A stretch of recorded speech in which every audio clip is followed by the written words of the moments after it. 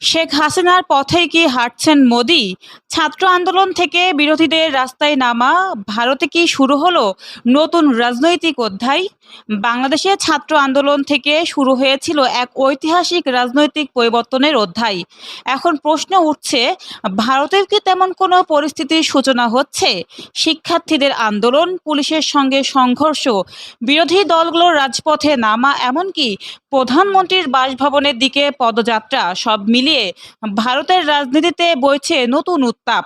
তাহলে কি নরেন্দ্র মোদীর জন্য কঠিন সময় শুরু হলো, নাকি এটাও কেবল একটি সাময়িক রাজনৈতিক সংকট? ঘটনার শুরু নিট ইউজি পরীক্ষার প্রশ্নপত্র ফাঁসের অভিযোগ ঘিরে।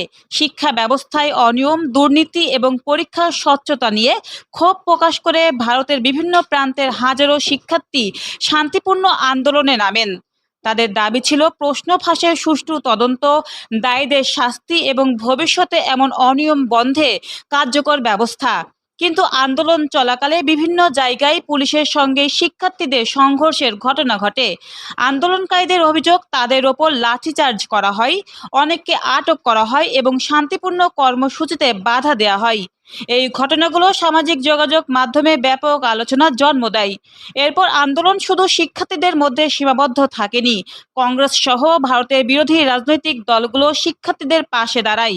রাহুল গান্ধী, প্রিয়াঙ্কা গান্ধী, মল্লিকার্জুন খাড়গে, অখিলেশ যাদব সহ একাধিক বিরোধী নেতা দিল্লির রাজপথে বিক্ষোভে অংশ নেন। এমনকি প্রধানমন্ত্রীর বাসভবনের দিকে পদযাত্রার চেষ্টাকালে কয়েকজন বিরোধী নেতাকে পুলিশও আটক করে।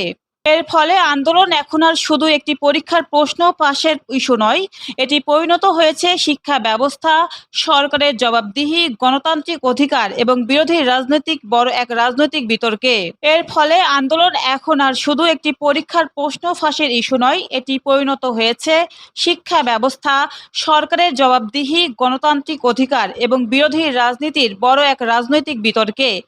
এমন পরিস্থিতিতে অনেকেই বাংলাদেশের সাম্প্রতিক রাজনৈতিক ঘটনাবলীর সঙ্গে ভারতের এই আন্দোলনের তুলনা করছেন। তবে রাজনৈতিক বিশ্লেষকদের মতে ভারত ও বাংলাদেশের রাজনৈতিক কাঠামো, নির্বাচন ব্যবস্থা এবং সামাজিক বাস্তবতা ভিন্ন। তাই দুই দেশের পরিস্থিতিকে এক এক করে দেখা বা একই ধরনের পরিণত হবে এমন সিদ্ধান্তে পৌঁছানো এখনই সম্ভব নয়। তবে এটাও সত্য, যখন কোনো আন্দোলন শিক্ষার্থীদের সীমা পেরিয়ে বিরোধী দল, নাগরিক সমাজ এবং সাধারণ মানুষের সমর্থন পেতে শুরু করে, তখন সেটি রাজনৈতিকভাবে আরো গুরুত্বপূর্ণ হয়ে ওঠে। আন্দোলনের ভবিষ্যৎ নির্ভর করবে জনসমর্থন, সরকারের প্রতিক্রিয়া, বিরোধীদের ঐক্য এবং আগামী দিনের রাজনৈতিক পরিস্থিতির ওপর। তাহলে কি এই আন্দোলন নরেন্দ্র মোদীর রাজনৈতিক ভবিষ্যতের জন্য বড় চ্যালেঞ্জ হয়ে উঠবে, নাকি আগের মতোই পরিস্থিতি সামলে আবারও শক্ত অবস্থানে ফিরবে বিজেপি সরকার? এর উত্তর দেবে সময়, রাজনীতি এবং শেষ পর্যন্ত জনগণের রায়।